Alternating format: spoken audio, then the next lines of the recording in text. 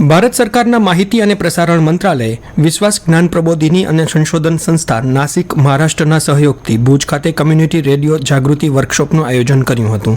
2 દિવસના આ વર્કશોપમાં મહારાષ્ટ્ર, ગુજરાત, રાજસ્થાન, મધ્યપ્રદેશ અને ગોવાના સહભાગીઓ હાજર રહ્યા હતા.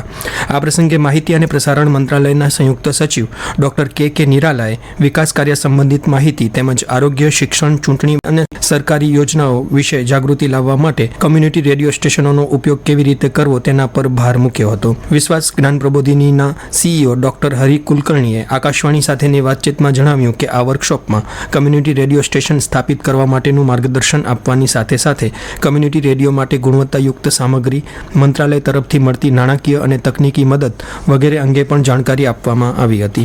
MIB यानी मिनिस्ट्री ऑफ इंफॉर्मेशन ब्रॉडकास्टिंग की तरफ से कम्युनिटी रेडियोज को बढ़ावा देने के लिए बहुत सारे प्रोग्राम होते रहते हैं और डार्क डिस्ट्रिक्ट यानी जहाँ पर कम्युनिटी रेडियो एक भी नहीं है ऐसे डिस्ट्रिक्ट के लोगों के लिए ये प्रोग्राम था.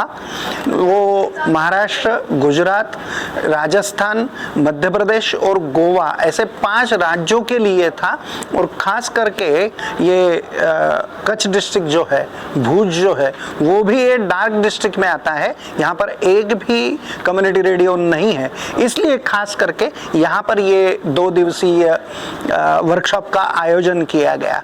इस वर्कशॉप में कम्युनिटी रेडियो कैसे स्थापित किया जाता है, कौन स्थापित कर सकता है और इसे मिनिस्ट्री की तरफ से कैसी कैसी फाइनेंशियल सहायता मिलती है, टेक्निकल सहायता मिलती है, इसके बारे में ये सब सेशन हुए. ये नासिक के विश्वास ज्ञान प्रबोधिनी एंड रिसर्च इंस्टीट्यूट और मिनिस्ट्री ऑफ इंफॉर्मेशन ब्रॉडकास्टिंग के लिए यहाँ पर 2 दिन का आयोजन किया गया. खास करके मिनिस्ट्री के वरिष्ठ अधिकारी, जॉइंट सेक्रेटरी सर यहाँ पर दिल्ली से खास आए हुए थे. इन्होंने यहाँ पर जो भी लोग आए हुए थे ये डार्क डिस्ट्रिक्ट से, या मैंने जो कहा राजस्थान, गुजरात और महाराष्ट्र से लोग आए हुए थे, उनको बहुत बार ऐसा होता है हम गवर्नमेंट के पास जाते हैं मगर ये पहली बार मेरे ख्याल से यहाँ पर हुआ होगा कि गवर्नमेंट आपके पास आई हुई है और जॉइंट सेक्रेटरी लेवल के अधिकारी जब लोगों के साथ घुल मिल के मिलते हैं उनसे तो एक विश्वास पैदा होता है और मेरे ख्याल से मैं ये कहूँगा ये 2 दिन का परिपाक जो है वो अच्छी तरह से दिखेगा. यहाँ पर जो आयोजन हुआ था उसमें से बहुत सारे कम्युनिटी रेडियोज उभर कर आएंगे, ये मैं विश्वास रखता हूँ. सर, हमारी जो यहाँ की संस्थाएं हैं, ऑर्गेनाइजेशन है अलग अलग डिस्ट्रिक्ट्स में, उनको आप क्या कहना चाहेंगे कम्युनिटी रेडियो की, खास करके रूरल सेक्टर के कम्युनिटी के लिए क्या उपयोगिता है और क्यों उनको स्थापित करना चाहिए?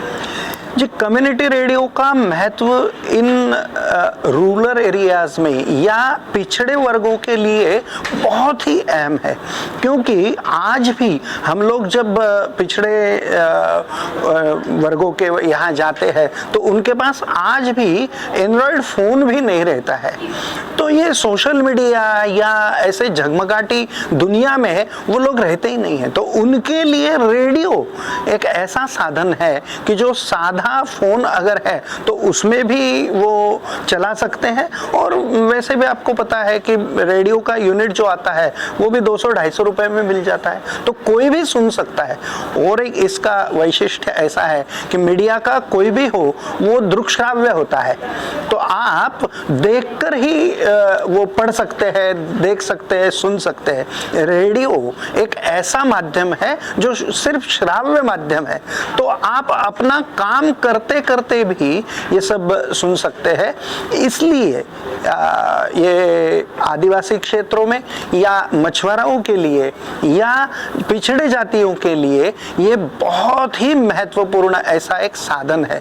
मेरे ख्याल से अपने प्रधानमंत्री जी माननीय मोदी जी भी मन की बात की माध्यम से रेडियो से ही जुड़े हुए हैं.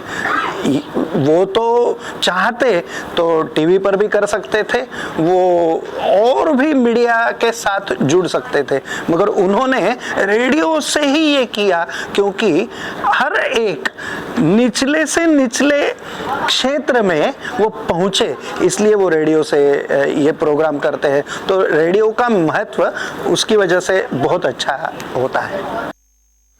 વર્કશોપમાં ભાગ લેવા માટે ગોંદિયા મહારાષ્ટ્રથી આવેલા દિલીપ જૈને આ વર્કશોપ અંગે પોતાનો પ્રતિભાવ આ રીતે આપ્યો હતો। स्वामी विवेकानंद शिक्षण संस्था गोंदिया महाराष्ट्र, जो महाराष्ट्र का नॉर्थ ईस्ट कॉर्नर है, वहां से मैं दिलीप जैन इस वर्कशॉप के लिए गुजरात के नॉर्थ वेस्ट कॉर्नर में हूँ। पहली दफा इस एरिया में हूँ। 2 दिन का ये वर्कशॉप बहुत अच्छा रहा। कम्युनिटी रेडियो स्कीम के बारे में जानने, सिस्टम के बारे में जानने समझने मिला। 2 दिनों में वर्कशॉप में उन्होंने बहुत ही बढ़िया ढंग से इसको सस्टेन कैसे किया जाता है, इसमें कंटेंट कैसे बनते हैं, इसके टेक्निकल साइड क्या है और क्यों ये scheme ministry of information and broadcasting चलाता है, इसके बारे में उन्होंने मुझे हम सभी को जानकारी दी। और ये समझ में आया कि ये मैक्रो है, ये सूक्ष्मता से उस पर्टिकुलर एरिया के कल्चर, इकोनॉमी, एजुकेशन और इन सब विषयों को उनके प्रॉब्लम ढूंढने में, उनको सभी तक पहुंचाने में और वहाँ के कल्चर को प्रोटेक्ट करने में बहुत यूजफुल है। मैं थैंकफुल हूँ आयोजकों का, MIB और रेडियो विश्वास का, कि उन्होंने मुझे ये मौका दिया।